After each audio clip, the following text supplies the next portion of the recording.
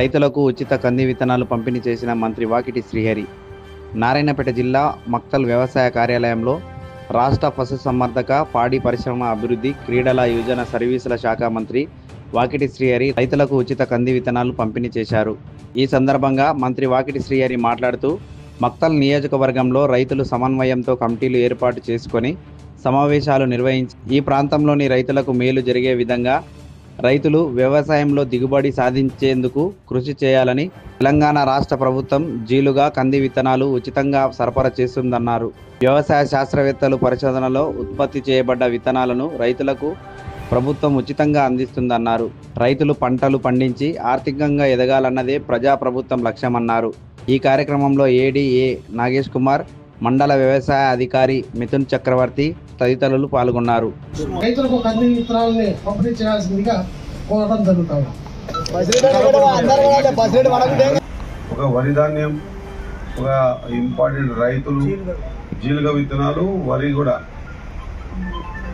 మంచి క్వాలిటీ ఉన్నది ఫ్రీగా ఇచ్చి కొంతమంది రైతుల్ని ఎన్నుకొని వాళ్ళ ద్వారా ఆ పంట ఎక్కువ పండించి 2-3 టన్నుల ఇట్లా పంటలు పండితే ఇక్కడనే అటువంటి క్వాలిటీ విత్తనాలు అది కూడా పరిశోధకులు చేసిన తర్వాత తీసుకొచ్చి ఇక్కడ మొత్తం ఇచ్చినాం.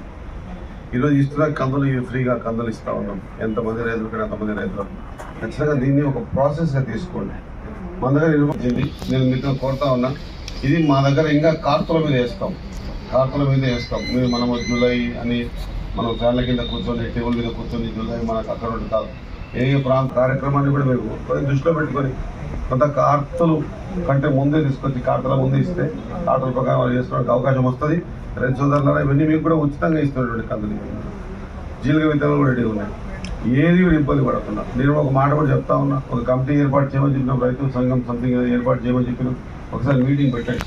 ఈ ప్రాంతంలో ఉన్నటువంటి మక్తల్ నియోజకవర్గ రైతు సమన్వయ కమిటీ అని చెప్పి ఏర్పాటు చేసి అఫీషియల్గా పెట్టండి. వాళ్ళు పిలిపించి కూర్చొని ఈ ప్రాంతంలో ఏం కావాలి, రైతులకు ఎప్పుడు పంట పండాలి, ఏ పంట పండాలి, ఏ ఇతను వేస్తారు, కొంతమందికి అవగాహన ఉంటుంది. మాదికంత కంది కానీ ఇంకొక కృష్ణానది పక్కన ఉన్నటువంటి ఒడ్లు కానీ ఇంకొంతమంది ఏం వేస్తారు, ఏది అని మన పత్తి, ఇంకా ఆముదం పత్తి, ఈ జొన్న గిన్నె ఇక పోతుంటే కొల్లు గేట్ లాగే జొన్నలు వేస్తారు. ఇప్పుడు మన అవి కూడా కనిపిస్తలేదు.